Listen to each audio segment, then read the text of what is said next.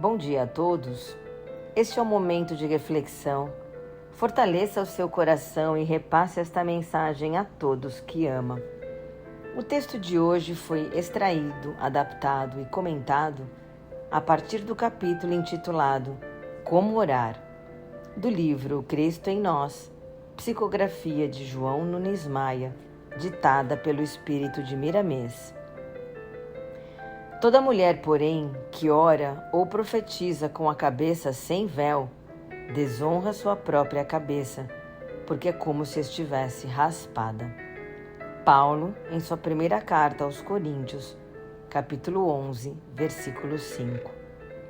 As mulheres da época de Paulo de Tarso, principalmente as que eram portadoras de dons espirituais mais acentuados, tinham muita importância nas igrejas, como sendo portadoras das mensagens do mundo maior.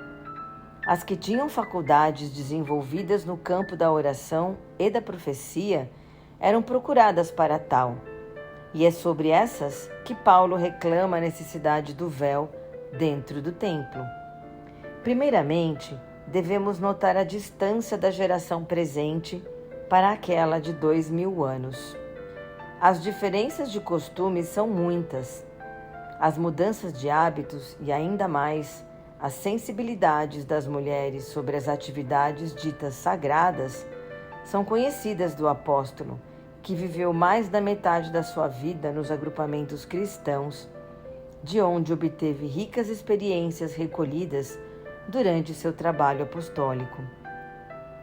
Sabia que a mulher era de grande sensibilidade no tocante ao mundo espiritual, e para garantir seu compromisso com a tarefa mediúnica, era necessário atraí-la com algo que pudesse simbolizar e se relacionar com o mundo interno da consciência.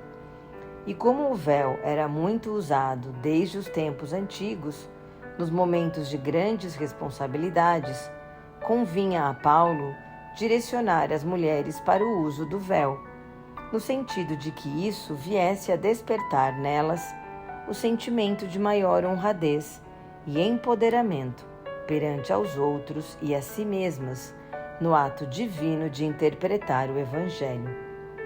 Uma mulher, ao cobrir com o véu a cabeça, principalmente naquela época, revestia-se de um elemento divino e plasmava em seus sentidos uma força superior, desempenhando bem melhor o seu papel de intermediária entre o céu e a terra. Paulo de Tarso, não encontrando outra coisa para representar a supersensibilidade do estado de fé das mulheres, usou o véu como um meio, que em nada afetaria a doutrina do Mestre Jesus. O ato de raspar a cabeça ou cortar o cabelo de alguém era utilizado quando se desejava causar vergonha pública a esta pessoa.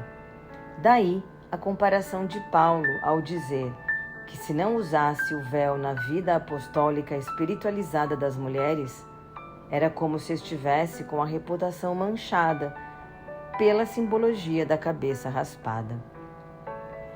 Se hoje não utilizamos isso, é porque as realidades de ontem eram diferentes, sendo necessárias simbologias mais grosseiras e externamente visíveis para representar a mudança divina interna do ser no caminho do amor, que era Jesus Cristo.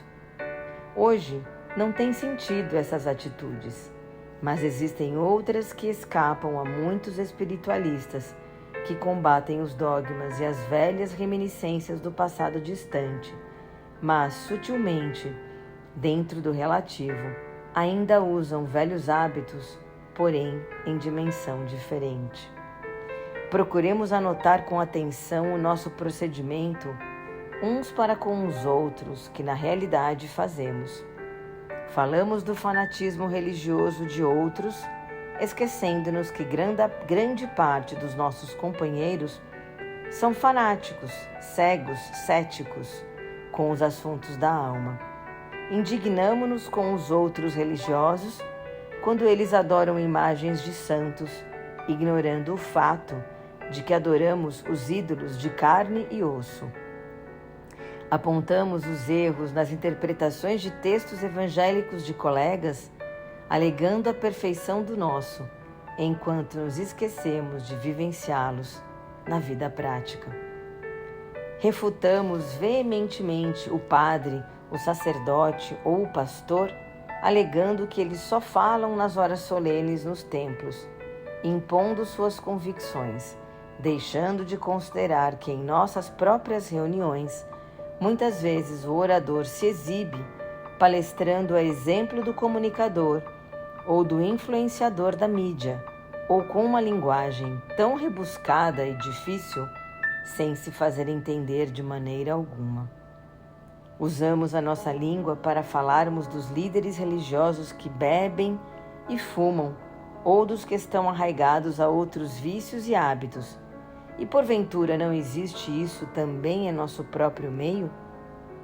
É preciso entender que, em vez de analisarmos as atitudes dos outros, devemos trabalhar mais em favor do próximo e do nosso próprio aprimoramento espiritual, sem julgar ninguém. Sejamos humildes em aceitar que, se existe alguém a ser julgado, esse alguém somos nós mesmos, por já havermos há muito tempo vestido o véu da honradez, a fim de podermos vivenciar o Evangelho em espírito e em verdade. Tenhamos todos um excelente dia, que assim seja, graças a Deus e graças a Jesus.